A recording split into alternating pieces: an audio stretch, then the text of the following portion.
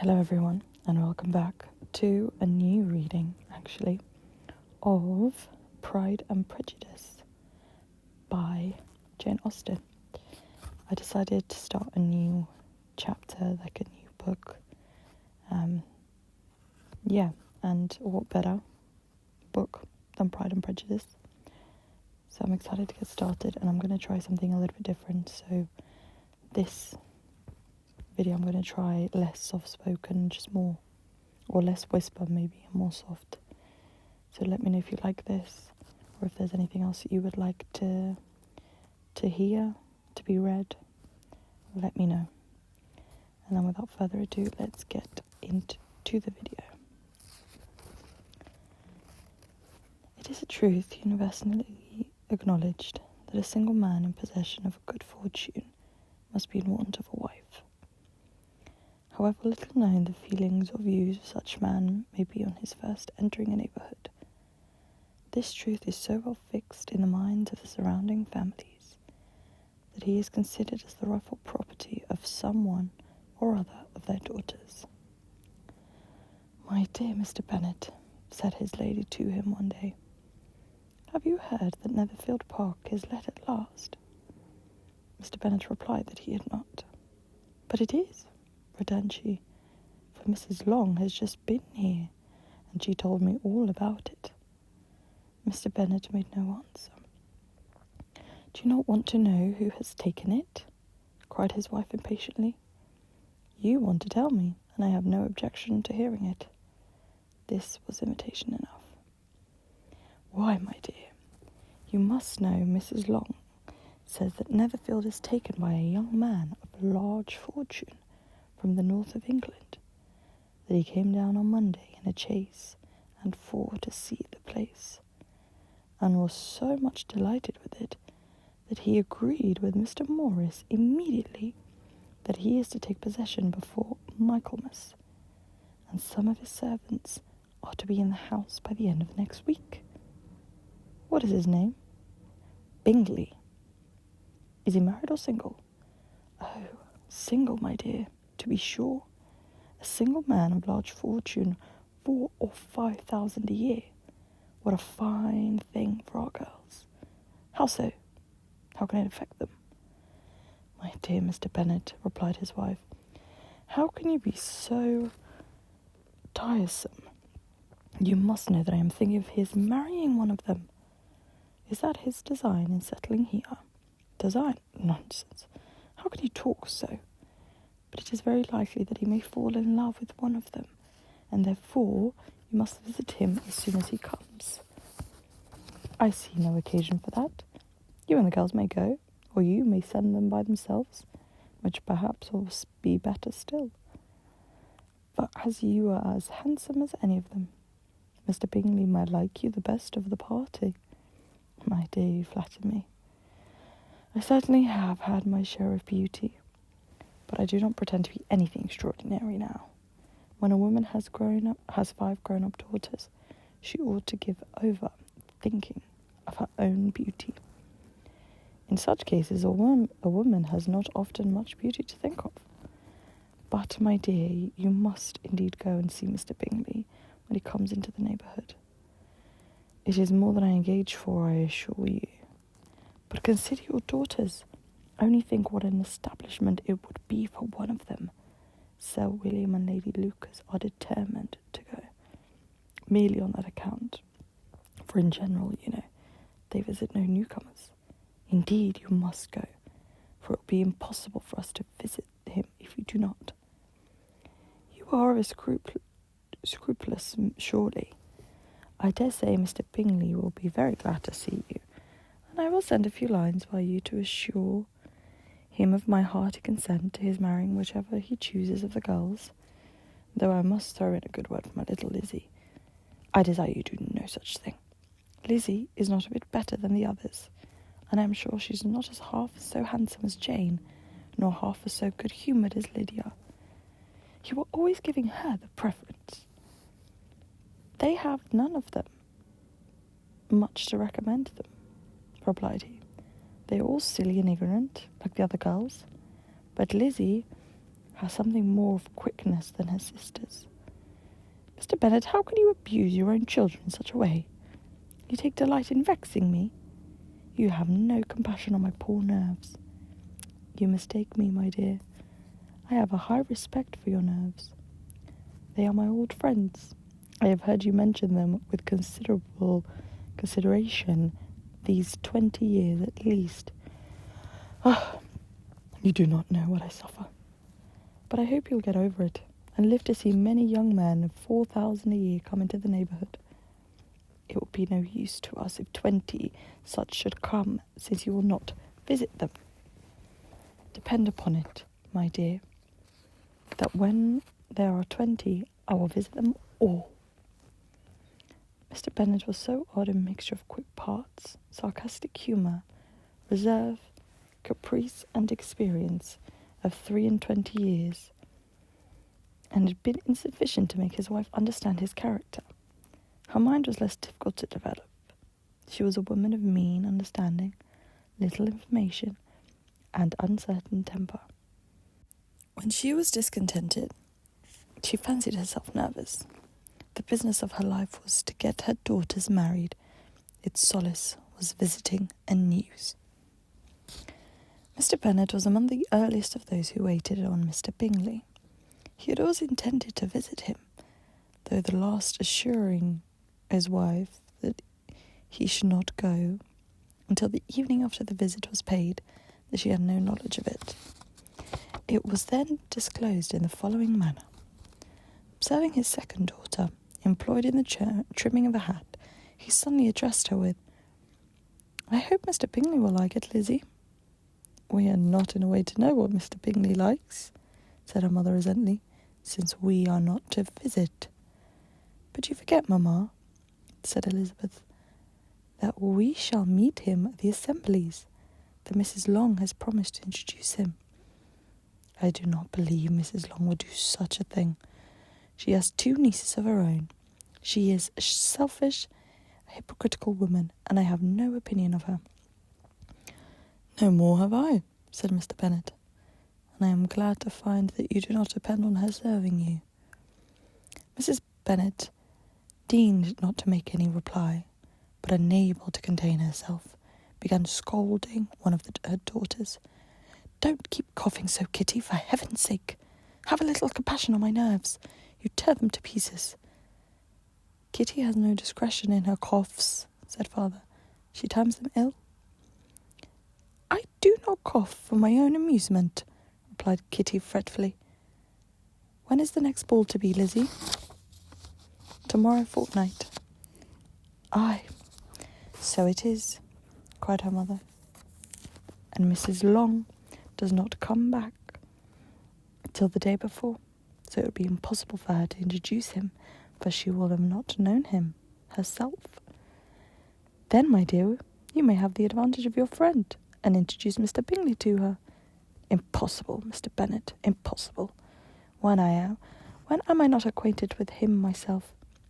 How can you be so teasing?" "I honour your circumspection. A fortnight acquaintance is certainly very little. One cannot know what a man really is by the end of a fortnight. But if we do not venture, somebody else will. And after all, Mrs. Long and her nieces must stand their chances, and therefore, as she will think it an act of kindness if you decline the office, I will take it on myself." The girls stared at their father. Mrs. Bennet said only, "Nonsense, nonsense. What can be the meaning of that emphatic exclamation?" cried he.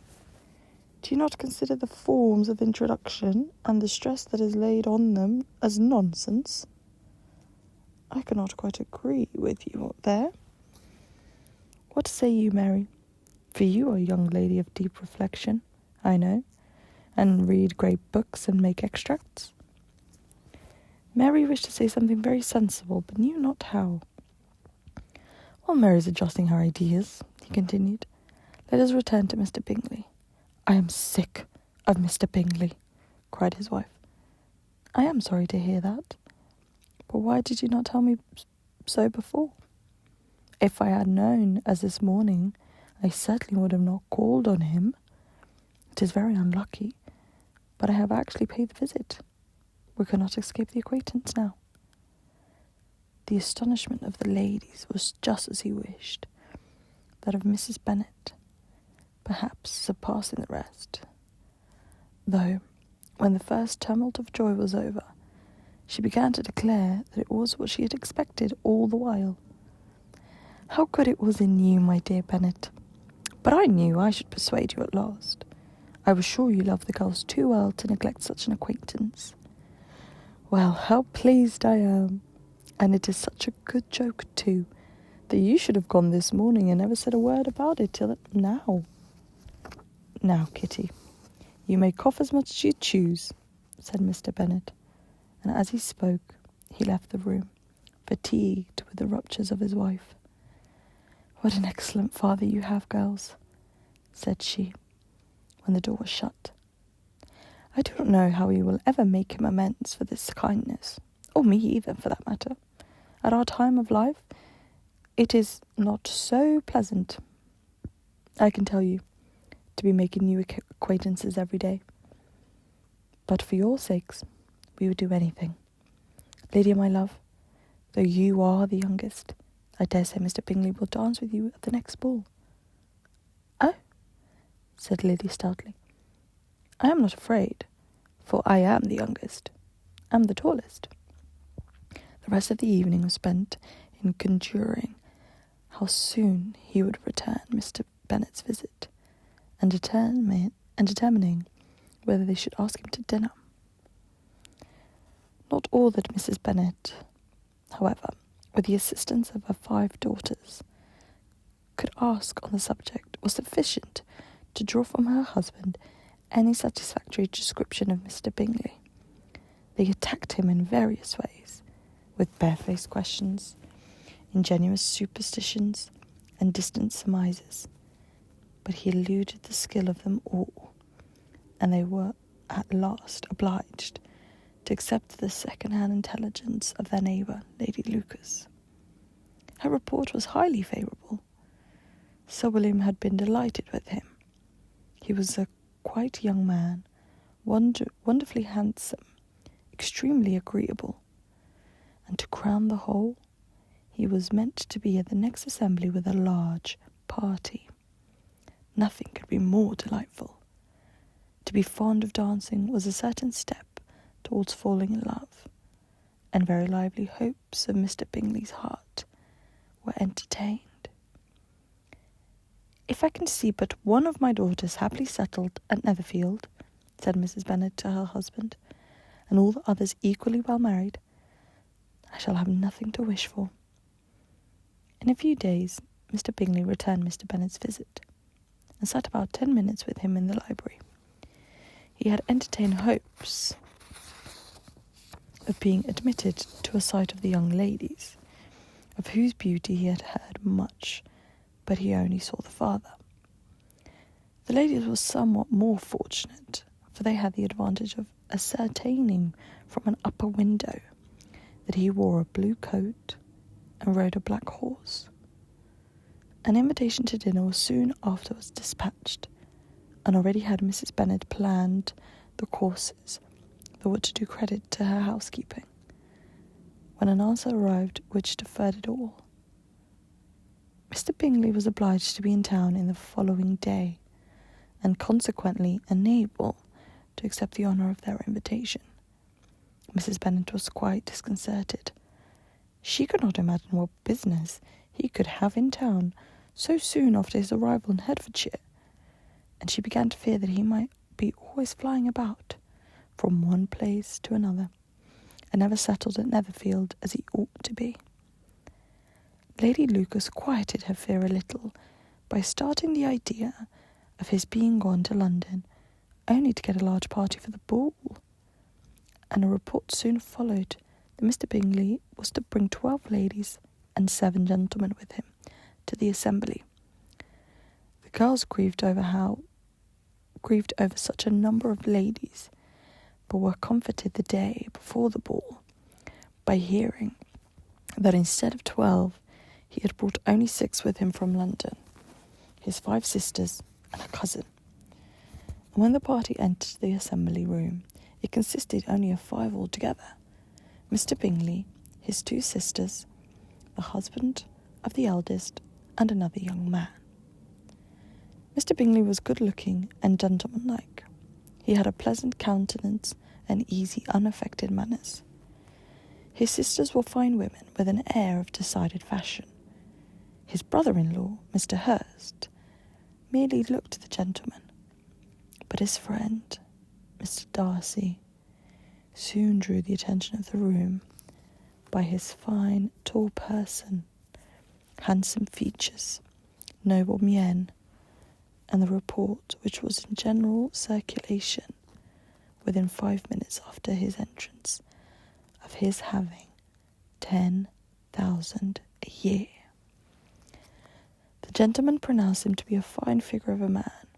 The ladies declared he was much handsomer than Mr. Bingley, and he was looked at with great admiration for about half the evening, till his manners gave a disgust which turned the tide of his popularity, for he was discovered to be proud, to be above his company, and above being pleased, and not at all in his large estate in Derbyshire, could then save him from having the most forbidding, disagreeable countenance, and being unworthy to be compared with his friend.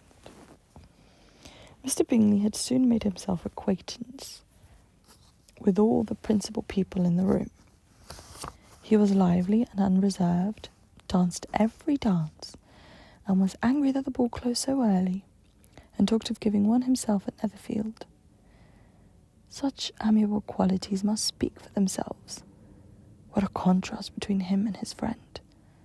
Mr. Darcy danced only with Mrs. Hurst, and once with Miss Bingley, declined being introduced to any other lady, and spent the rest of the evening walking about the room, speaking occasionally to one of his own party. His character was decided. He was the proudest, most disagreeable man in the world, and everybody hoped that he would never come there again. Amongst the most violent against him was Mrs. Bennet, whose dislike of his general behaviour was sharpened into particular resentment by his having slighted one of her daughters. Elizabeth Bennet had been obliged, by the scarcity of gentlemen, to sit down for 2 dances, and during part of that time Mr. Darcy had been standing near enough for her to overhear a conversation between him and Mr. Bingley, who came from the dance a few minutes ago to press his friend to join in. "Come, Darcy," said he, "I must have you dance. I hate to see you standing about by yourself in this stupid manner. You had much better dance." "I certainly shall not. You know how I detest it, unless I am particularly acquainted with my partner. At such an assembly as this, it would be insupportable. Your sisters are engaged, and there is not another woman in the room whom it would not be punishment for me to stand up with." "I would not be so fastidious as you are," cried Bingley, "for a kingdom. Upon my honour, I never met with so many pleasant girls in my life as I have this evening, and there are several of them, you see, uncommonly pretty." "You are dancing with the only handsome girl in the room," said Mr. Darcy, looking at the eldest, Miss Bennet. "Oh, she is the most beautiful creature I have ever beheld. But there is one of her sisters sitting down just behind you, who is very pretty, and I dare say agreeable. Do let me ask my partner to introduce you." "Which do you mean?" Turning around, he looked for a moment at Elizabeth, till catching her eye, he withdrew his own and coldly said, "She is tolerable, but not handsome enough to tempt me, and I am in no humour at present to give consequence to young ladies who are slighted by other men. You had better return to your partner and enjoy her smiles, for you are wasting your time with me." Mr. Bingley followed his advice. Mr. Darcy walked off, and Elizabeth reminded, with no very cordial feelings towards him. She told the story, however, with great spirit among her friends, for she had a lively, playful disposition, which delighted in anything ridiculous. The evening altogether passed off pleasantly to the whole family. Mrs. Bennet had seen her eldest daughter much admired by the Netherfield party. Mr. Bingley danced with her twice, and she had been distinguished by her sisters. Jane was as much gratified by this as her mother could be, though in a quieter way. Elizabeth felt Jane's pleasure. Mary had heard herself mentioned to Miss Bingley as the most accomplished girl in the neighbourhood, and Catherine and Lydia had been fortunate enough to never be without partners, which was all that they had yet learned to care for at a ball. They returned, therefore, in good spirits to Longbourn, the village where they lived, and of which they were the principal inhabitants. They found Mr. Bennet still up. With a book he was regardless of time, and on the present occasion he had a good deal of curiosity as to the event of an evening which had raised such splendid expectations. He had rather hoped that all his wife's view on the stranger would be disappointed, but he soon found that he had a very different story to hear. "Oh, my dear Mr. Bennet," she entered the room, "we have had a most delightful evening, a most excellent ball. I wish you had been there. Jane was so admired, nothing could be like it. Everybody said how well she looked, and Mr. Bingley thought her quite beautiful and danced with her twice. Only think of that, my dear. He actually danced with her twice, and she was the only creature in the room that he asked for a second time. First of all, he asked Miss Lucas. I was so vexed to see him stand up with her. But, however, he did not admire her at all. Indeed, nobody can, you know. And he seemed quite struck with Jane as she was going down the dance. So he inquired who she was, and got introduced, and asked her for the next two. Then, the 2/3 he danced with Miss King, and the 2/4 with Maria Lucas, and the 2/5 with Jane again, and the 2/6 with Lizzie and the Boulanger. If he had had any compassion for me," cried her husband impatiently, "he would have not danced half so much. For God's sake, say no more of his partners. Oh, that he had sprained his ankle in the first dance. Oh, my dear," continued Mrs. Bennet, "I am quite delighted with him. He is so excessively handsome, and his sisters are charming women. I never in my life saw anything more elegant than their dresses. I dare say the lace upon Mrs. Hurst's gown—" Here she was interrupted again. Mr. Bennet protested against any description of finery. She was therefore obliged to seek another branch on the subject, and related, with much bitterness of spirit and some exaggeration, the shocking rudeness of Mr. Darcy. "But I can assure you," she added, "that Lizzie does not lose much by not suiting her fancy, for he is most disagreeable, horrid man, not at all worth pleasing, so high and so conceited that there was no enduring him. He walked here and he walked there, fancying himself so great, not handsome enough to dance with. I wish you had been there, my dear, to have given him one of your set-downs.